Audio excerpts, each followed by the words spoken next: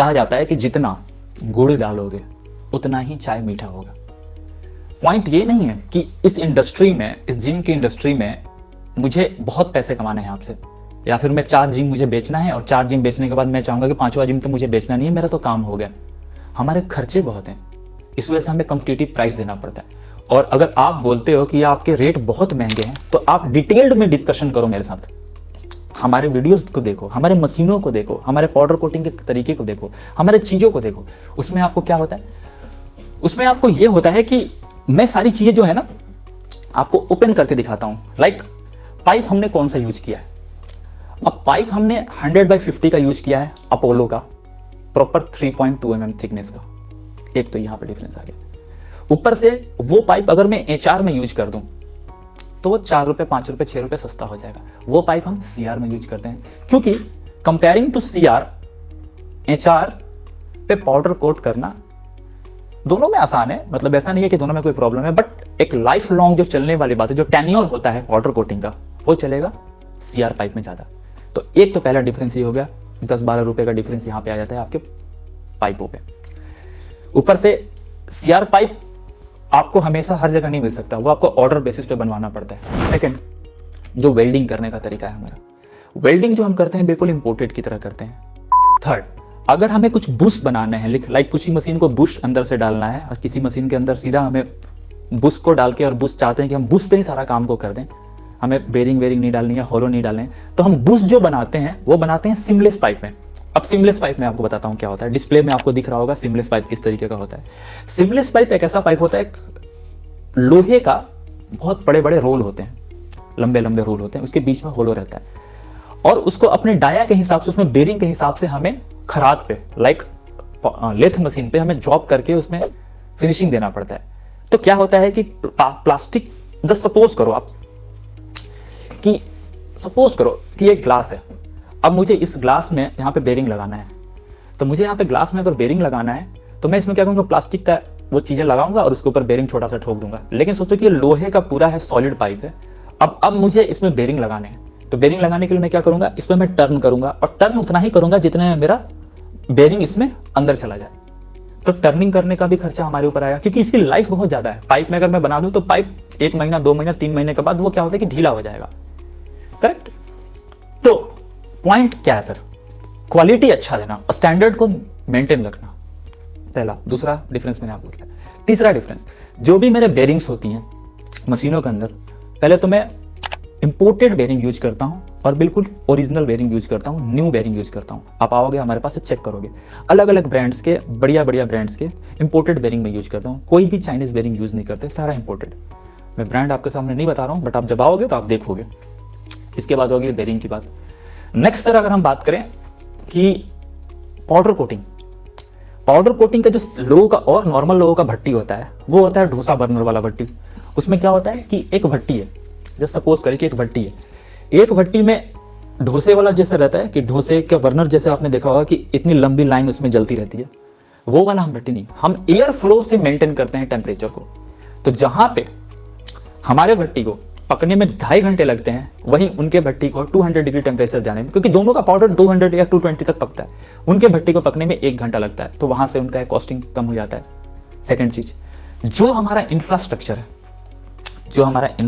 है वो काफी एडवांस्ड है, क्योंकि हमने उसमें अपना पाउडर कोटिंग का प्लांट है, हमारा उसमें बेंडिंग का प्लान है, बेंडिंग मशीनें हैं हमारे पास उसमें लेजर की मशीनें हैं और स्किल्ड लेबर है। इस वजह से महंगी है। ऐसा नहीं है कि मुझे बहुत ज्यादा कमाना है। और फिर भी अगर आप क्वालिटी देखो, कंपेयर करो उनके क्वालिटी से हमारे क्वालिटी में, तो आपको ज्यादा से ज्यादा 7 to 8% का आपको डिफरेंस आएगा। जहां पे वो आपको 32,000 की मशीनें दे रहे हैं, जहां पे वो आपको 33,000 की मशीनें दे रहे हैं, वहीं पे हम आपको 40,000 की मशीनें दे रहे हैं। तो ये ज्यादा से ज्यादा कितना, आप सपोज करो कि टोटल ओवरऑल पे अगर आप हम लगा लेते हैं तो भाई 10-1% का डिफरेंस आएगा हमारे और उनके रेटों में।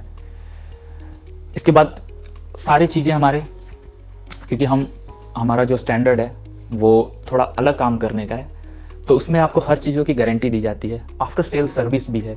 कोई भी चीज़ आपको 1 साल में अगर टूट फूट हो गया तो हम सीधा उसको रिप्लेस कर देते हैं।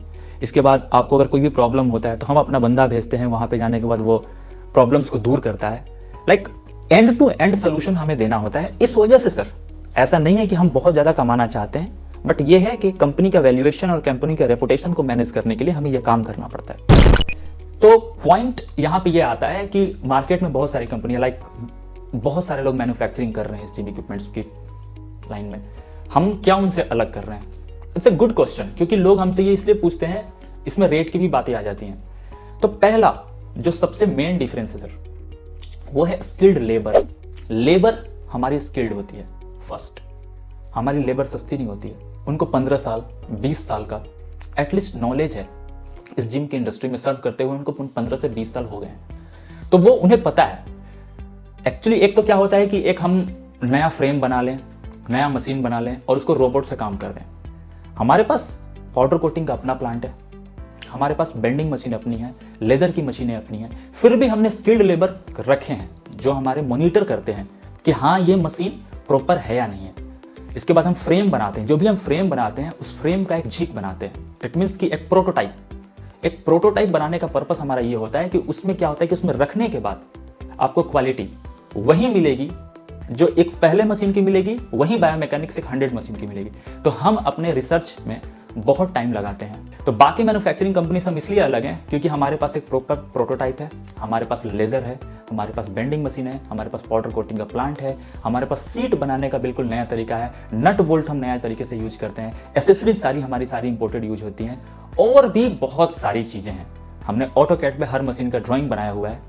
अभी मैं आपको इसमें कुछ अटैच कर दूंगा फाइल, जैसे पैक डेक फ्लाई, या जस्ट सपोज कीजिए एक सिंपल बेंच की एक बात करते हैं। तो सिंपल बेंच में एक फ्रंट का होता है फोटोग्राफ, एक टॉप व्यू होता है, एक साइड व्यू होता है। तो हर तरीके से हमने उसका बायोमैकेनिक्स को कैलकुलेट करके, हमारे पास डिग्री होता है, कितने डिग्री पे वो एंगल कट हुआ है, कितने डिग्री पे वो मुड़ा हुआ है, किस तरीके की कितनी लंबी उसकी सीट होनी चाहिए। तो हर एक चीज हमारे पास रिटन में होता है, क्योंकि मेरा फर्स्ट सिंपल बेंच या मेरी फर्स्ट मशीन, कोई भी एक मशीन ले लो, उसका एक पीस वो आप चाहो तो किसी भी और मशीन में लगा सकते हो।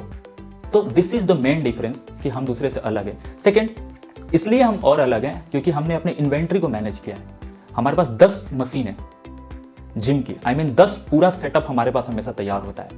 आप आइए, विजिट कीजिए, या वहां से आप पेमेंट कीजिए। 2 दिन 3 दिन, चौथे दिन आप अपना चाहो तो आप डिलीवरी ले सकते हो। सो डिफरेंस क्या है और मैन्युफैक्चरर से हमारे मैन्युफैक्चरर में? हर चीज हम अलग करते हैं। प्रोटोटाइप हमारे पास तैयार है, पाउडर कोटिंग का अपना प्लांट है, बेंडिंग मशीन अपनी है, लेजर की मशीनें अपनी हैं, और इसके बाद हर चीज़ का एक बनाने का तरीका है, स्किल्ड लेबर हैं, एसेसरीज जो हम बल्क में इंपोर्ट करते हैं इसलिए हमारे पास वो अवेलेबल रहता है, इन्वेंट्री हमारे पास मैनेज होता है। तो ये सारी चीज़ें हैं जो हमें दूसरों से अलग करती है।